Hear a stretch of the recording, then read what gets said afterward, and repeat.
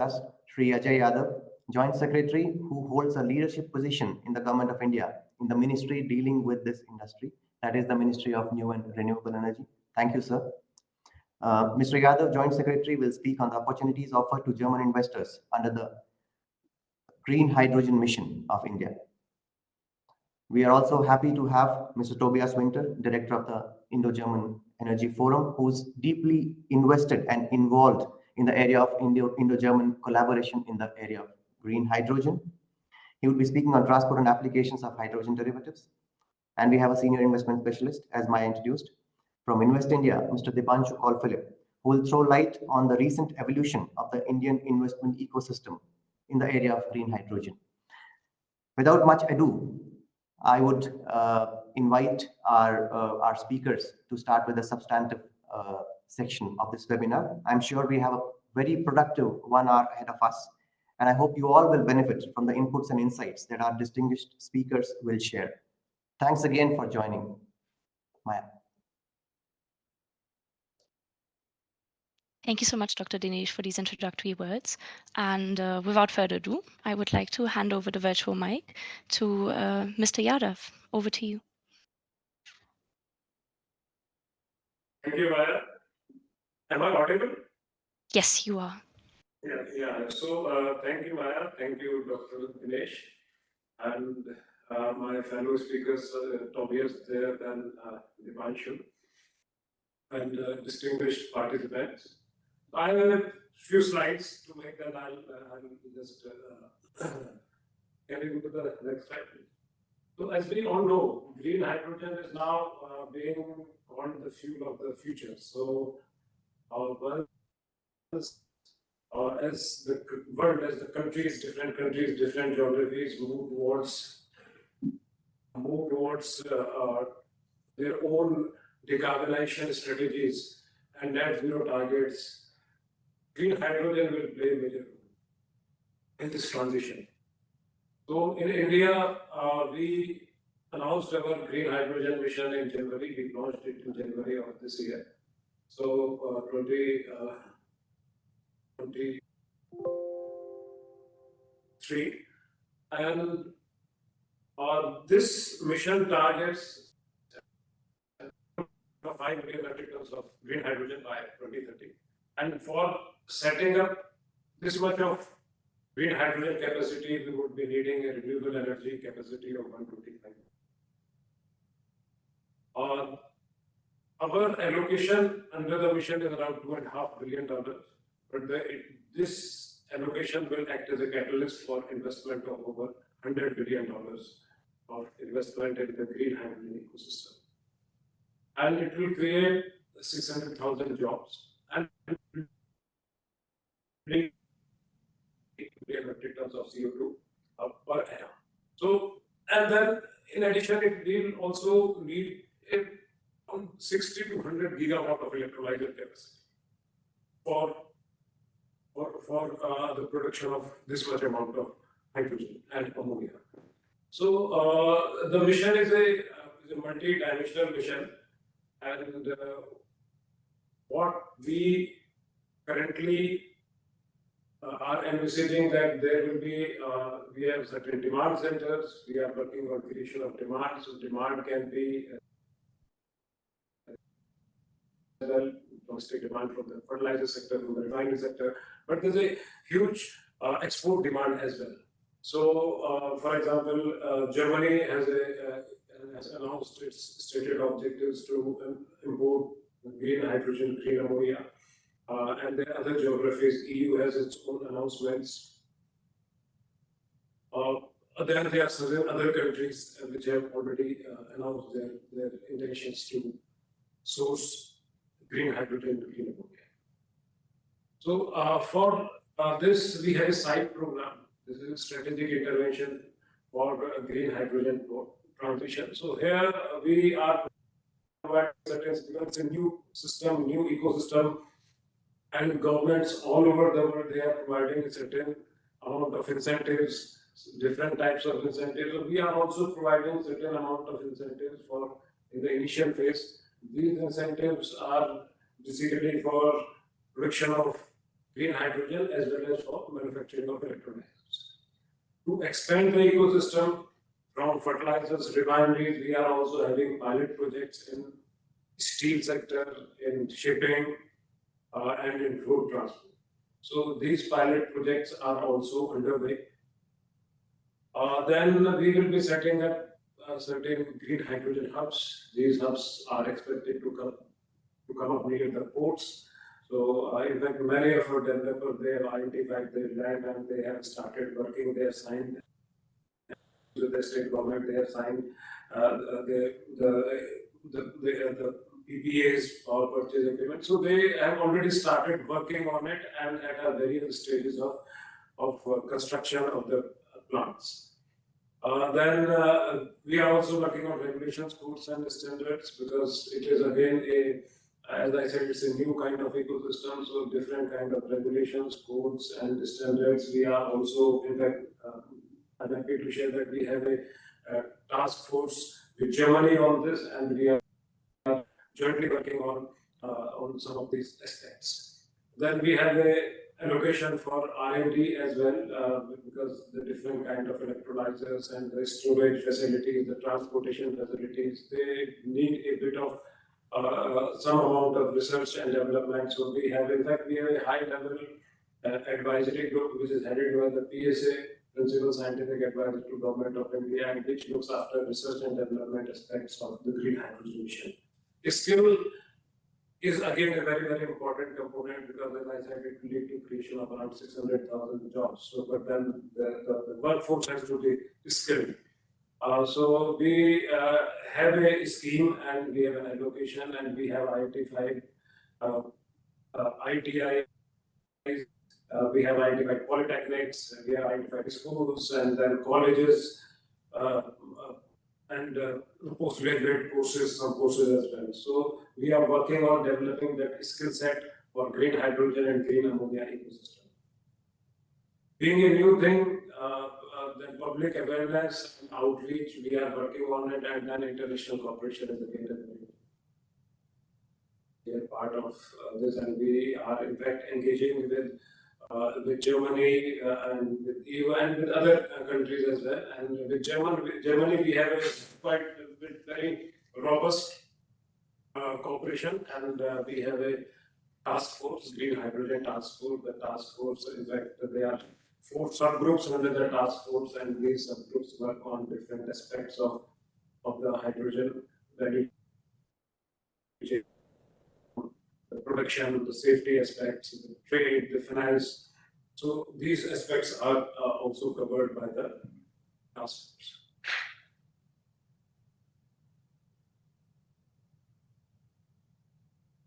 So we have a joint declaration, as I said, a joint declaration of intent was signed by the honorable ministers, and we have Indo-German Green Hydrogen Task Force. The task force has already held 2 meetings, and the subgroups under the we had a number of meetings. We have multilateral engagements as well through IPHE and Clean Energy Ministerials and some other forums.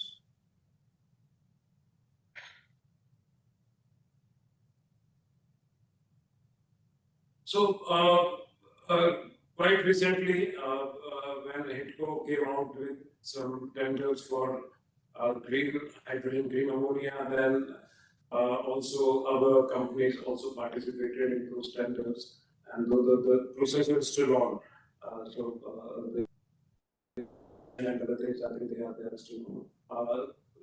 Apart from that, then some of our companies have already signed some MOUs and offtake agreements with German partners. Greenco has signed with Uniper. Then again, Thyssen Group is again it's very, very active in India in this field in manufacturing. Also, next please. So why invest in India and the potential that India provides, the opportunities that India provides are tremendous. Because as demand rises, our consumptions are going to rise, and then it will again lead to a lot of energy demand as the economy grows.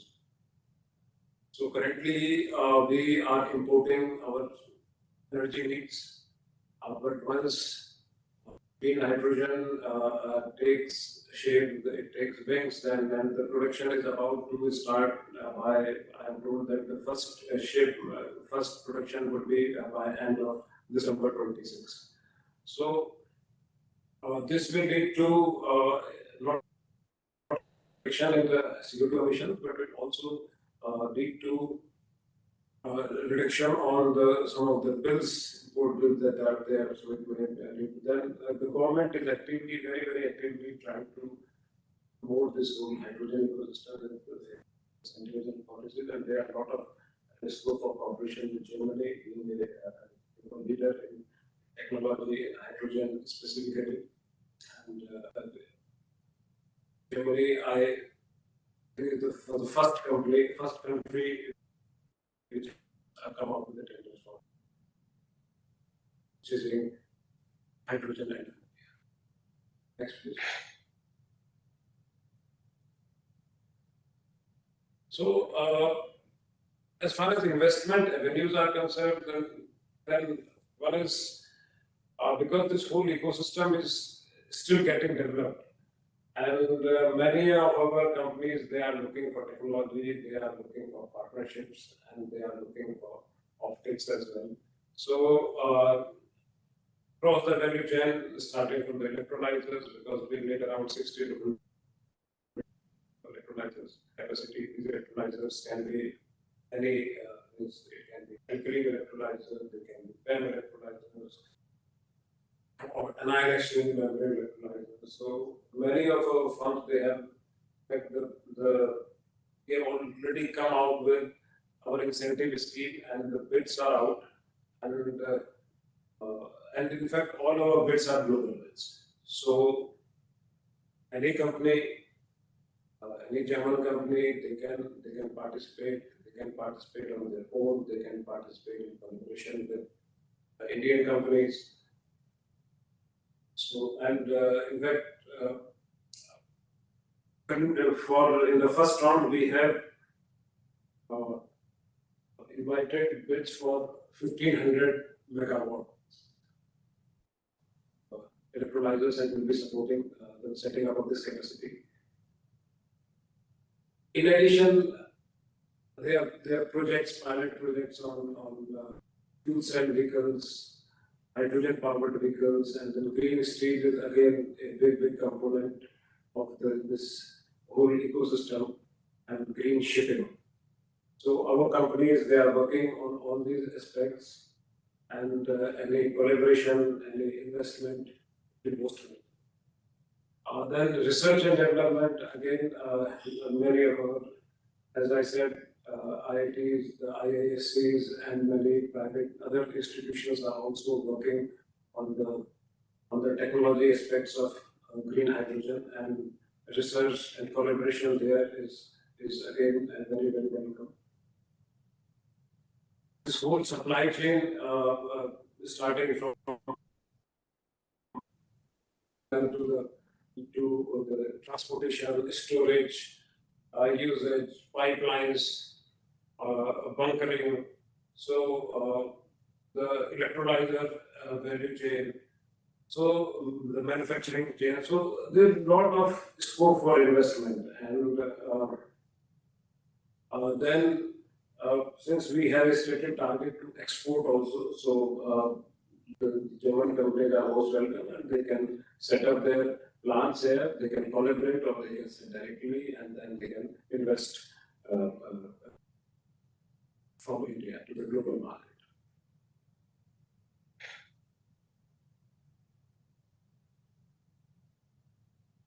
So I would also like to touch one point here, that is Article 6.2. This Article 6.2, the Paris Agreement, it already has provisions for agreement on the government-to-government basis for trade of hydrogen, green ammonia. So here basically all the carbon credits that will be generated from production of green hydrogen. So they can be transferred in form of ITMOs, country that imports green hydrogen. So, for example, if Germany is importing green hydrogen from India, then Germany can get the German companies. Germany they can get these carbon credits in form of ITMOs. So, and they will be counted towards the reduction of NDC in Germany. So, in fact, we are working on this agreement also with Germany, Article 6.2, and we have some round of discussions, initial discussions as well. So this is one means where the companies the production can be in India and export can be done from India. And the biggest advantages for India here in production of hydrogen is that we have the cheapest cost of renewable energy in the world. And we have one of the largest integrated grids in the world. So our grid is capable of carrying 112,000 megawatt from one part of the country to another. So this is a big advantage, and the cost of renewable energy is one of the lowest in the world. So as you know, the cost of hydrogen is 70% the cost of renewable energy, from 65 to 70%, and the rest is cost of 20-25% is cost of electrolyzers, and then other land and water and other things. So we, in fact, are currently, though our stated target is only 5 million metric tons, the proposals that we have and that are at various stages are to the tune of around 5.8 million metric tons. So many of them have signed the land agreement, they have identified the locations. Some of them have also signed some offtake agreements. So this whole ecosystem is and there's a whole lot of excitement in this ecosystem. And our company, they are tying up abroad, and they are, in fact, for electrolyzers also, we have currently 20 announcements for setting up of electrolyzer capacity. I think John Cockrell is there, then H2E is there, H2I is there, and then there are other players like Reliance and Ambani. They have already announced their targets, and they are working on setting up this.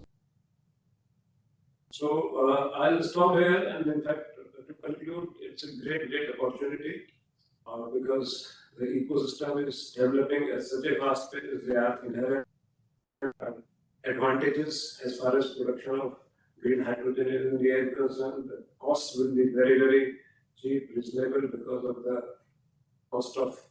low cost of RE, availability of an integrated grid, and already developed renewable energy ecosystem in the country. And in fact, we are one of the first movers here. We have an enabling policy framework. We have started work on almost all the aspects of this ecosystem. So again, thank you very much. Thank you so much, Mr. Yadav, for sharing your valuable insights, and of course also for highlighting these really interesting and encouraging investment opportunities for German companies. Now, next up is Dipanshu Kaul Philip, who will elaborate on the recent developments in India in the field of green hydrogen. So over to you, Dipanshu.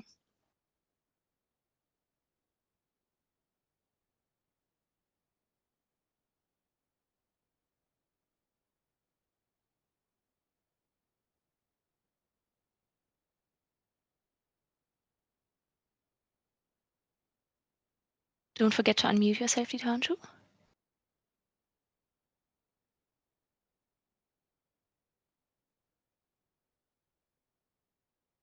No, not yet.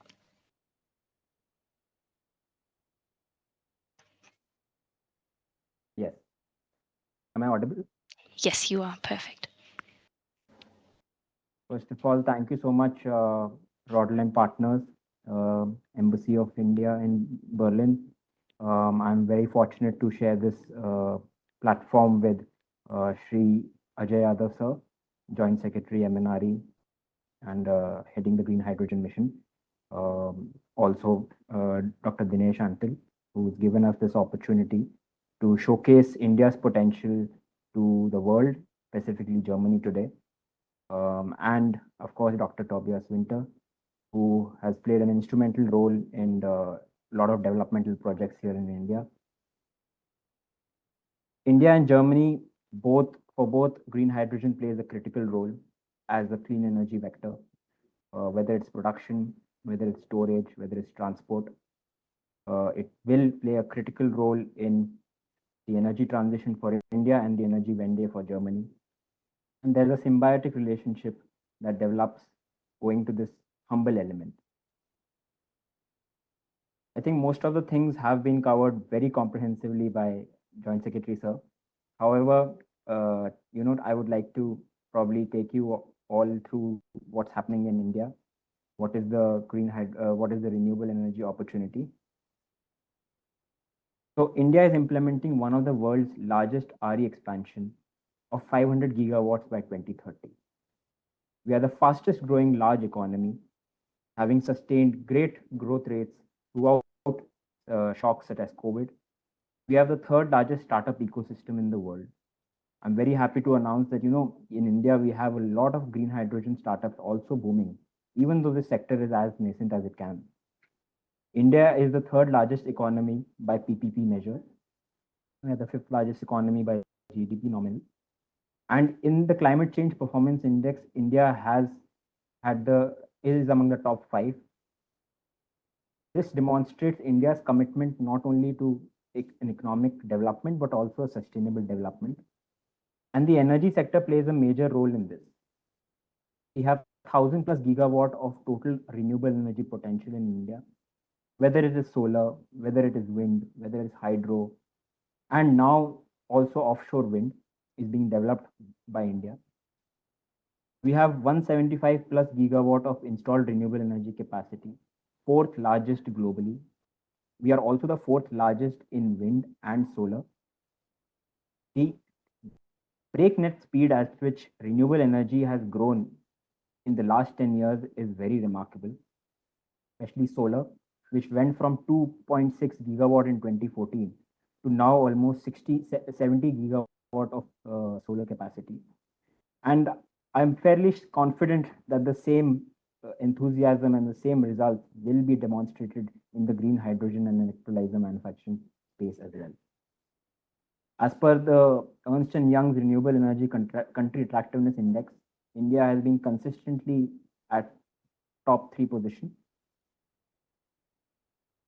Now, I think, we have talked about National Green Hydrogen Mission. Sir has very succinctly put the targets that are there before India.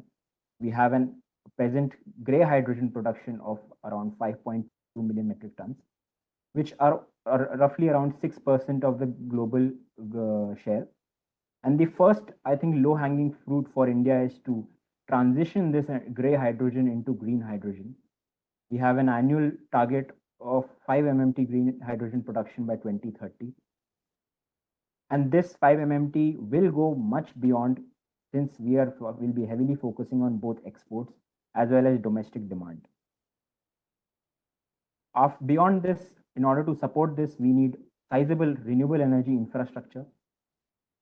125 gigawatt is the estimate amount of additional renewable energy that will come up for supporting this green hydrogen ambition.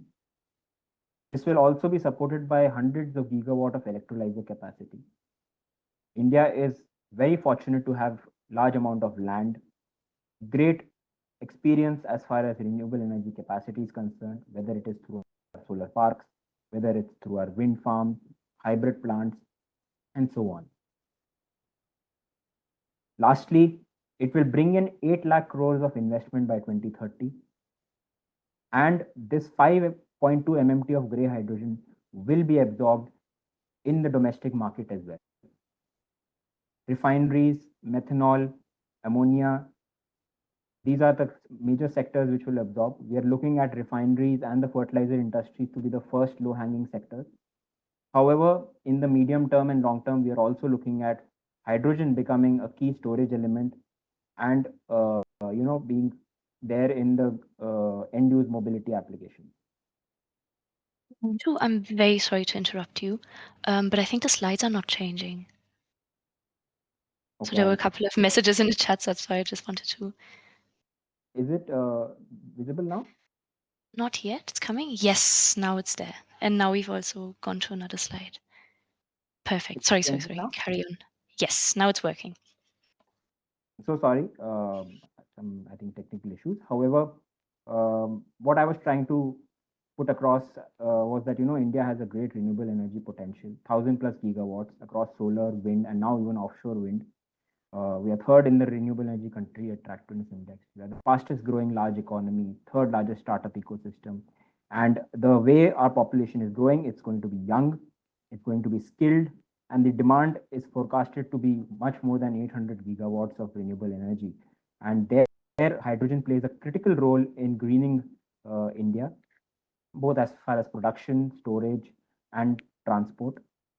We will also be exporting green hydrogen to the major demand centers of the world. So we are looking at not only make in India, but make for the world. What has been happening in green hydrogen sector? I think Ajay Yadav sir has touched upon most of the points. However, I would like to run across them. So within the past couple of months, I will have to say India has given a solid pole position in the world through the Strategic Intervention for Green Hydrogen Transition, which is the SITE program. It's the first subcomponent under the National Green Hydrogen Mission. We are supporting incentivization of green hydrogen production and electrolyzer manufacturing. We are looking at bringing in technologies across all 4 types of electrolyzers, whether it's alkaline, whether it's solid oxide, PEM technology, and so on. For green hydrogen production, we have an outlay of $1.58 billion, incentives of around $0.61 per kg. For electrolyzer manufacturing, we have $538 million earmarked. And the first tranche of bids have already been rolled out.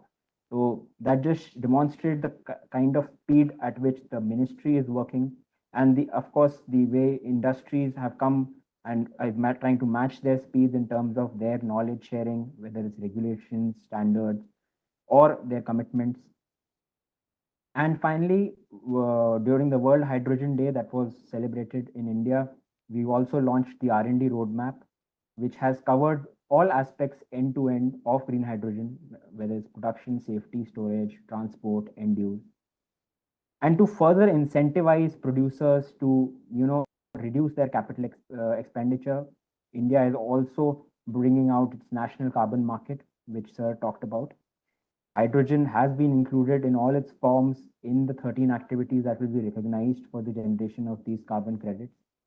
And these will be linked. And to borrow a leaf from what my colleagues at Bureau of Energy Efficiency have said, it will function as a viability gap funding mechanism, a VGF mechanism to bring down the costs and help India eventually be competitive at the global market and having a green hydrogen cost of less than $2 per kg. Apart from Ministry and New and Renewable Energies, great contributions, the other ministries have also come together in order to support this national mission. 100% waiver of interstate transmission charges for 25 years have been brought out. Development of hydrogen port bunkers. There were 3 ports that were initially identified in Kandla, Tuticorin, and Paradip. However, we are also seeing a substantial movement in the Kolkata port and Gopalpur port. Very recently, we had the Global Maritime Summit where a number of companies came together to sign MOUs with the Port Authority. Understanding that there is an intermittency issue, it's a nascent industry. The government of India has been very generous in also providing banking facility for renewable energy so that we have substantial power for developing green hydrogen and ammonia. Sir already mentioned the pilot projects which are happening for green steel. $55 million have been earmarked for this. Moreover, Hydrogen Valley innovation clusters are being developed by the Department of Science and Tech. Here, I would like to mention the role of Fraunhofer Institute for Solar Energy, which is a German R&D company for setting up these HVICs. Sovereign gold bonds and global financial mechanisms are also being looked at supporting these pilot projects. And why India really is poised to do much more than bringing down the cost is also in the terms of ease of doing business measures, clearing all hurdles. We have a very robust institution, renewable energy implementing agencies, such as the Solar Energy Corporation of India, the NTPC, NHPC, and SJVN. They are also part of the major policy making and giving their inputs on how to establish this green hydrogen and electrolyzer manufacturing in India.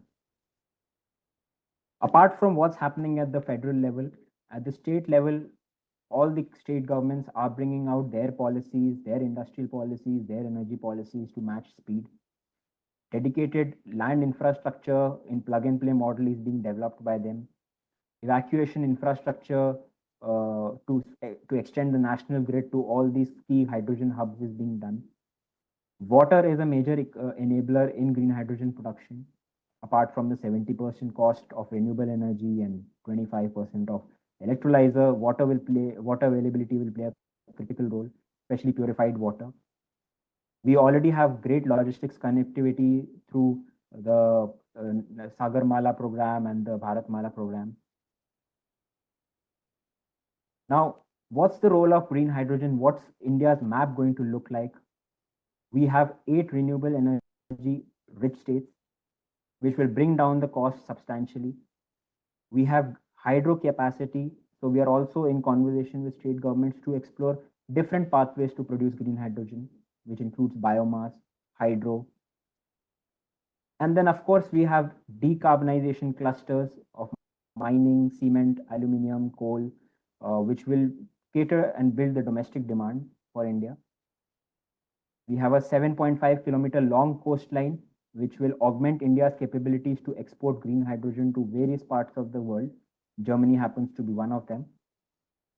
And as I had mentioned, we have 4+ hydrogen ports that are in the initial stages, and we'll be seeing a lot more come in the near months.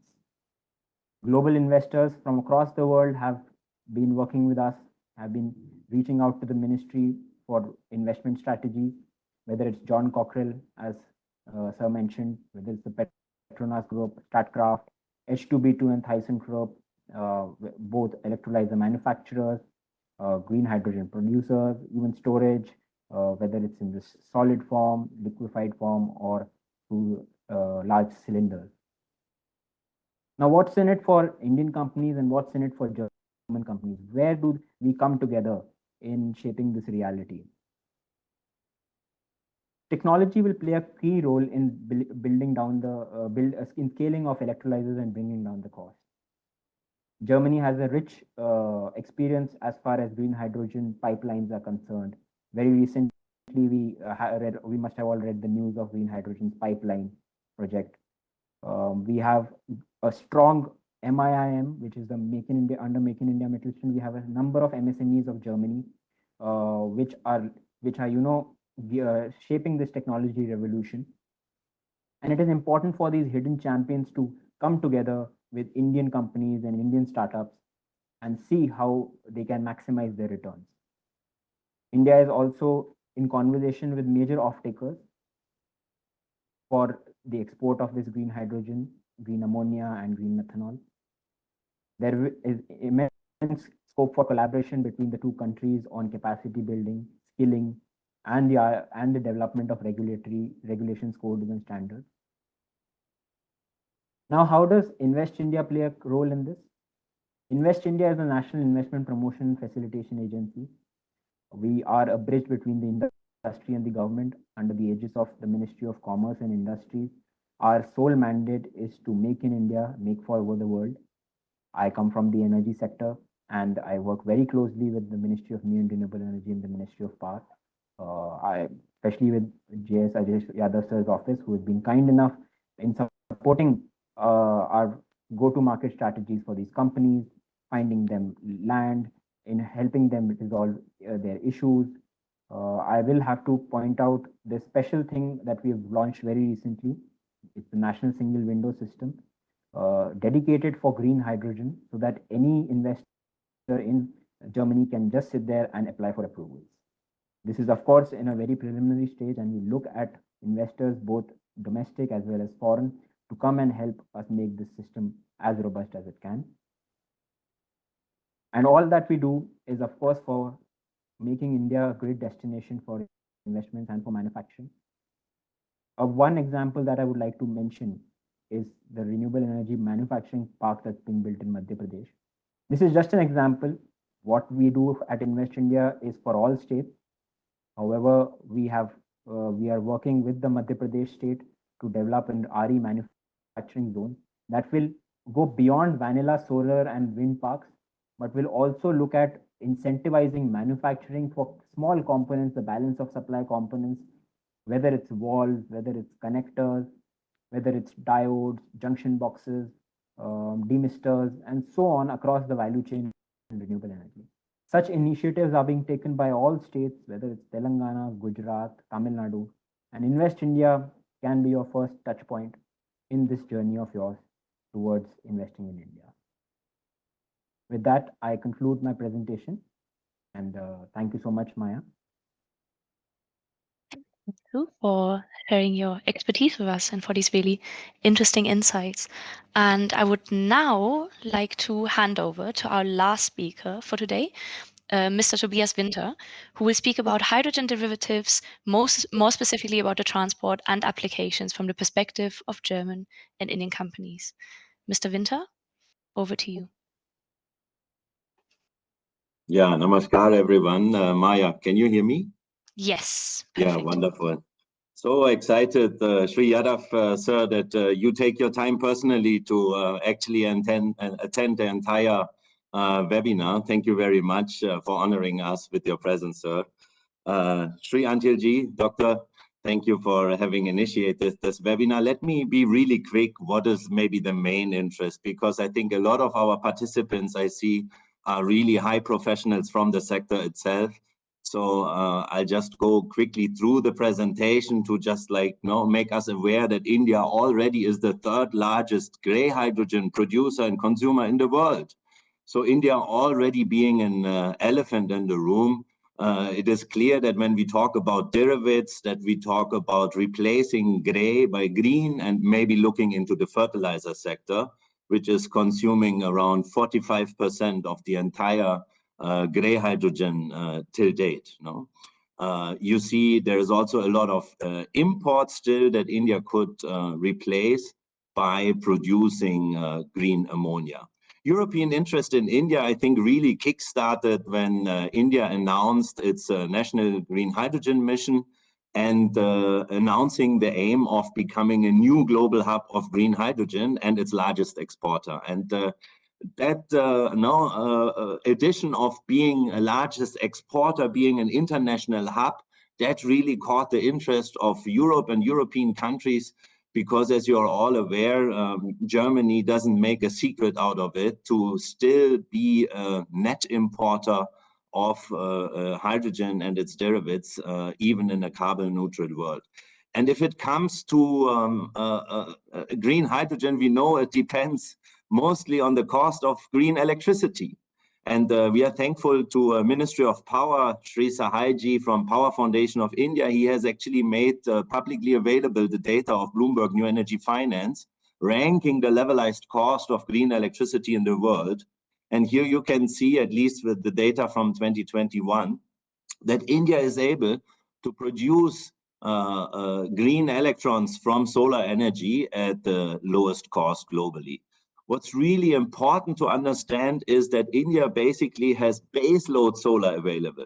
So when we talk about Germany and Europe, no, we have the Jan, Feb, November, December, where solar generation really goes down. In India, the worst day of solar generation all over India is only 50% of the generation of the best day. And that is really something which I would say Europe is admiring India for. Somewhere in India, the sun is always shining, even with the monsoon. And if we look in the wind sector, we see that India also is positioned very well in terms of wind. And German studies have shown that India is able to produce the wind basically in the morning and in the evening time. So complementary to solar, which again makes the full load hours of the electrolyzer come up. And that puts India on the map globally. There's a ranking here of Bloomberg New Energy Finance, which most of you know, where they foresee that in 2025, it already makes economical sense for India to not bet on blue hydrogen anymore. So India could directly go into green hydrogen without wasting time on the discussion of blue hydrogen. And then when green becomes competitive with natural gas based hydrogen, that would be then around 27, 28. Again, coming back to the specific German interest. So Germany foresees a demand of around 3.5 million tons in the year 2030. And that with our own goals of 10 gigawatt green hydrogen electrolyzer capacity would still mean around 70% of green hydrogen imports. Yeah, I must also say that I'm quite fascinated by our minister, Dr. Habeck, when he was in India. And he was actually talking to German industrials and Indian industrials. And he said something which really caught my attention. He said, commercial affairs in the future are becoming more and more electricity affairs, power affairs, he said. So it's really the countries which are able to harvest the sun and the wind at the lowest cost, being able to produce cheap green electrons, are also going to be the countries able to be able to produce green molecules and then use these green molecules in any products. So this may be also one of the reasons why both countries actually established a joint Indo-German Green Hydrogen Task Force, which is being shared actually by JS Hydrogen, Sri Yadav sir. He has and his team has given in a lot of time to make this a successful cooperation. And certainly a big interest is being put in the green hydrogen tenders, which are actually green ammonia tenders and green methanol tenders and sustainable aviation fuel tenders. Most of you are well aware of.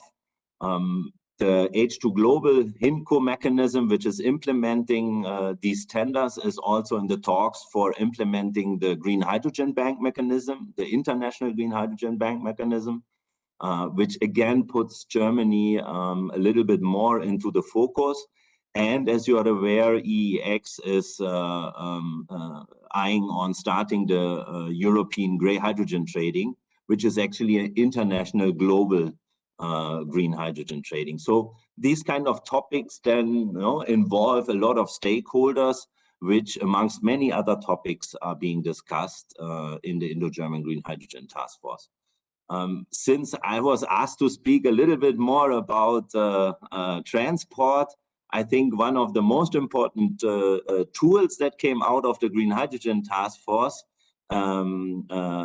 requested by MIIM was to look into what existing pipelines already exist, what harbors with ammonia storage already exist, and can this infrastructure then in future maybe converted into export terminals, for example, green ammonia. So I'm just showing you the website here. It's publicly available, h2ups.in. Yeah, maybe you will just find some time and click a little bit around. It's really interesting to see the different pipelines being put. Certainly this is a natural gas pipeline so far, but you'll also see options on green ammonia storage and fertilizer production, petrochemicals, and so on. Interestingly is that you can also go into the specific details of each of the plants and each of the pipelines. So you can sort, for example, by state or by capacity, and really see which are the companies which are already consuming gray hydrogen or ammonia at which amount. No? So that could be of interest in terms of customer relationships. Same for hydrogen demand itself in ports, for example. So there is endless options, and you can also download all those data in form of Excel sheets if of interest. Speaking about transport, maybe one aspect which comes more and more into the picture when we talk about green ammonia derivatives and its transport possibly to Europe is that green ammonia is probably going to be an important fuel substitute for large ships. So most of you must be aware that international carriers are betting a little bit more on methanol right now, but long term, no, you always hear Maersk is betting on green methanol, which is true. This is true for the next 5 to 10 years, maybe. But then 10 years onwards, if you talk to Maersk and others, you'll see that they actually bet on green ammonia so far, and first ship orders coming in.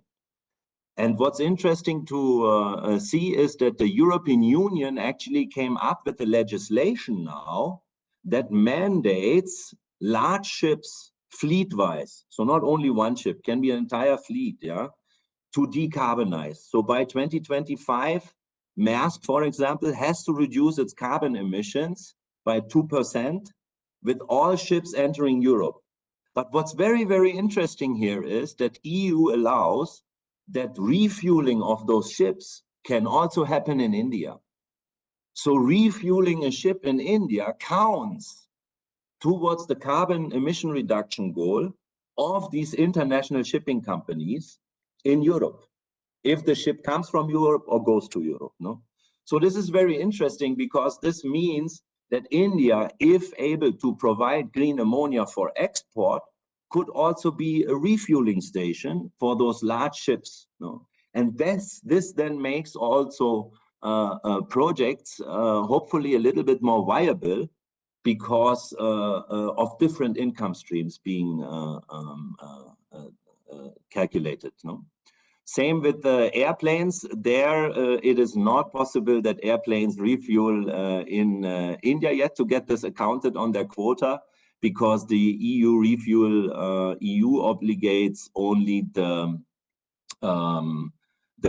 refueling companies to provide the quota. So this so far only permits airplanes to refuel green and get those refueling accounted for the emission reduction in Europe itself. But who knows? Maybe at one point of time, airplanes from the EU are also able to get emission reduction accounted from refueling with sustainable aviation fuels in India. So thank you very much. I think I'm a little bit over time, so yeah, I'll leave it with this. Or maybe one short information, because I have seen that offshore was also mentioned. So it's a very interesting topic. I make it really short, Maya. Under the Indo-German Green Hydrogen Task Force, a study on green hydrogen and offshore wind had actually has been produced, and there are different ways of producing the green hydrogen, either offshore or onshore, had been analyzed. No, so because you were asking me to speak about transport, it's always the discussion pipeline versus cable. Yeah. So all of you who are interested in those kind of aspects, that's a very comprehensive study done by DNV. And from the two fields they have analyzed, they come up with the green hydrogen production from offshore wind of 5 million tons, which already equals the entire goal of India in 2030. A lot of technical insights on green hydrogen platforms by Fraunhofer, for example, or the platform concept from Siemens with the green hydrogen production offshore is being analyzed. So yeah, with this, thank you very much. And yeah, please do not hesitate to get in touch with MIIM or directly with us. Thank you very much. Thank you so much, Mr. Winter. That was very interesting. And I would never stop you, especially if you have such interesting things to say. No way.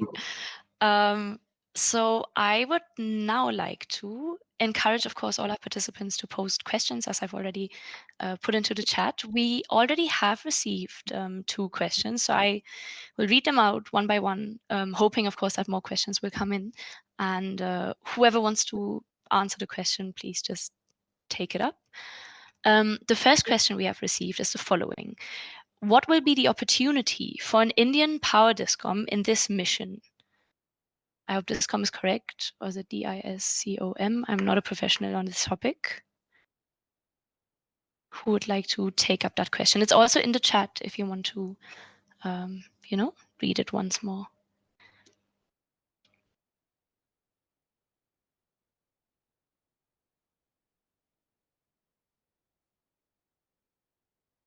Please don't make me answer the question. I can't.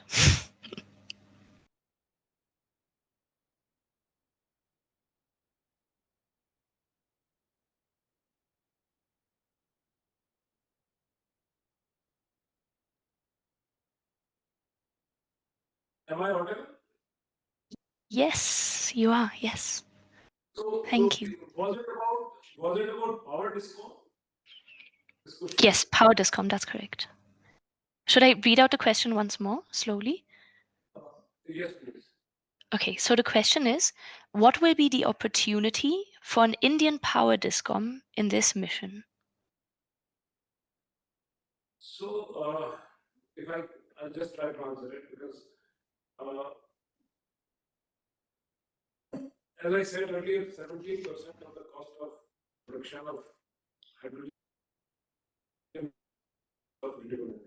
And as Dr. Tobias also said, and Philip also said, that it would be around, you will have the additional capacity that would be required for achieving this target of 5 million metric tons would be the tune of 125. So this capacity has to be set up and is in fact in the process of being setting up. So, and this has to flow through the discoms. It has to flow through the grid, and we already have an integrated grid. So that way, from that perspective, I think the discoms will have to play a major role, and many of our companies, the producers who are putting up their plant, they are already in touch with the state governments and the discoms on the kind of support and help that would be required from them.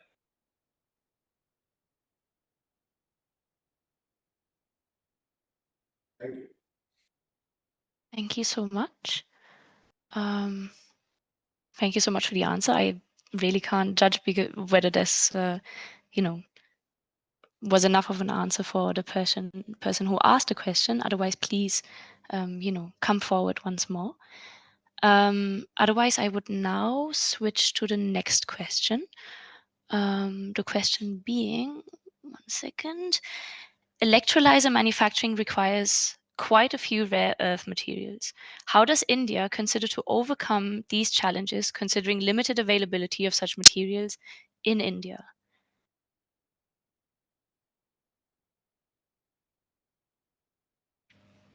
Yeah.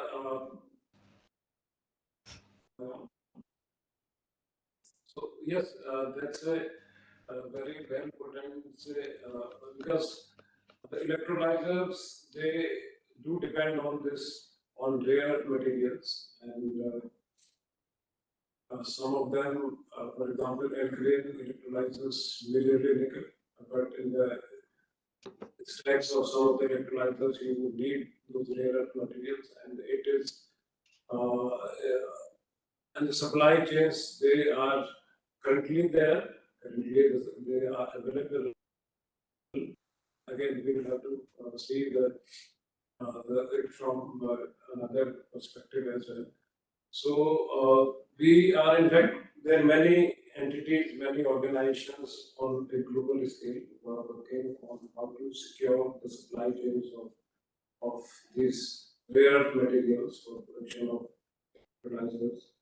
And so currently, we very recently also discovered some of lithium reserves we discovered in India.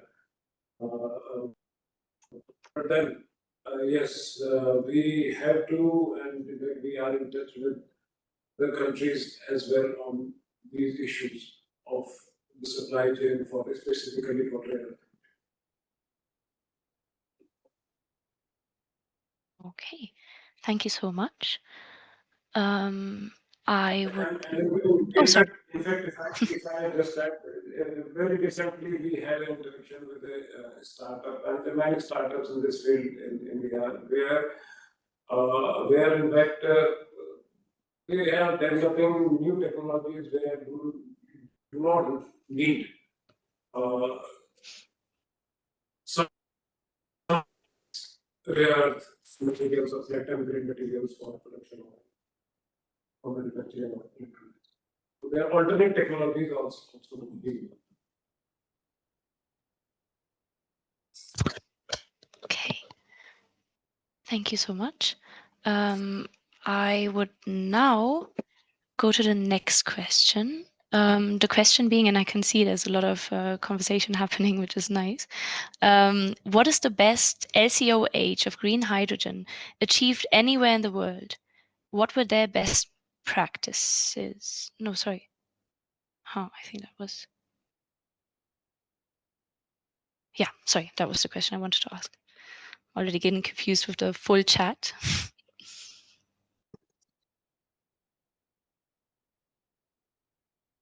Any of our speakers like to answer this one? I know these are very challenging questions, I can tell.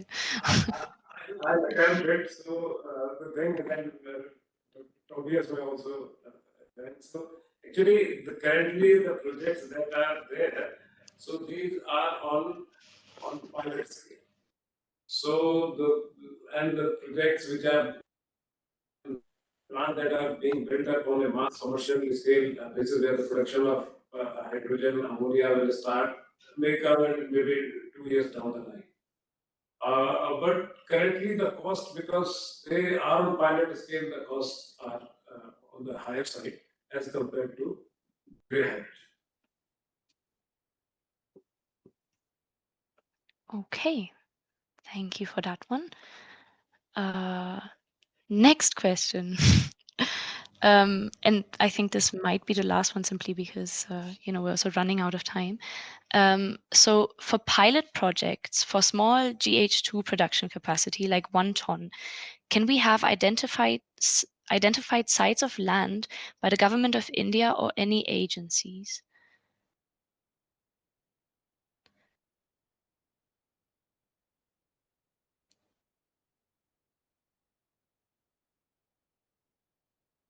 Can you please come up again? There was some disturbance. Yes, of course.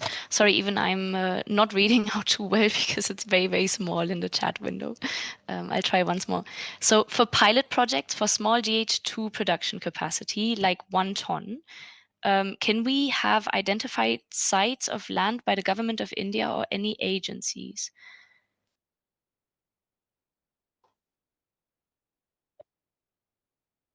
So there are a number of pilot projects that are going on, and but we have a budget for R&D. We can support some of these pilot projects if it falls under that category. But then for setting up of these pilot projects, one can approach the state government because land is state subject, either state government or they may approach certain labs or academic institutions or maybe some industry, and then they can. Basically, we can support on the technology side, but for land, etc., they will have time and collaborate with the agencies and institutions. We can facilitate it. So just to build on what Ajay Yadav sir said, Invest India does that. Invest India, since we are structured in a way where we have around 49% of stake by the government, 24.5% is with the government of India, and the other remaining is with the state government. So we have the India Industrial Land Bank, which is a sister concern, where we have land banks on a digital platform. This question has been posed by, I think, somebody from NHPC. So we have been supporting the other REIAs also in obtaining land and expediting this conversation with the State Industries Department. As sir mentioned, land is a state subject. So ultimately, it is the states that give us the options of land, and of course, the sort of incentive, how levelized, how much of leveling has happened in the land, how close it is to the grid. Those things come up from project to project, but Invest India helps in expediting that. Thank you so much, Dipanshu. And I think, unless someone stops me right now, I would now close the session, as in the Q&A, not the session as such yet. And of course, should any other questions come up now or in the future, or if there are any questions that we have overlooked at that we couldn't do now because of the time constrictions, then of course feel free to reach out to us, reach out to all of the partners who have contributed to this very interesting webinar. And last but not least, I would now like to hand over the virtual mic to Dr. Dinesh for the closing remarks. I think the mic is... Thank you, Maya. We are extremely grateful to Mr. Ajay Yadav, sir. So thank you very much for making time for this out of your busy schedule. And thank you very much, Mr. Tobias Winter and Mr. Dipanshu Call Philip. In this webinar, we got very important insights on what an exciting time it is to be in India as regards the green hydrogen sector. The kind of unique advantages India offers by way of abundance of renewable energy with a high base load, with a host of incentives for manufacturing, participation in supply chain, research and development, export, finance, etc. We got briefings and insights on the whole of government approach being followed to enable the policy objective of becoming the world's leading producer and exporter of green hydrogen. The Indo-German collaboration, which is already at its highest ever stage. The German investments in India are now 3 times what they were in 2010 across all sectors. And the special thrust that both countries are giving on collaborating in this sector will see this partnership reach new heights in coming years. And as Joint Secretary Sir has highlighted, there are ongoing areas of collaboration like the Green Hydrogen Task Force, and there are discussions on, for example, on partnering under Article 6.2 of Paris Agreement, which will further strengthen and synergize this ever-growing partnership. So thank you very much to all attendees for making time to be with us here today. And thank you again to all the speakers, to you, Maya, and to all the partners who made this possible today. Grateful. Thank you. Thank you so much, everyone. Thank you. Fir milenge. Thank you, Maya, for your support. Thank you to the embassy. Thank you.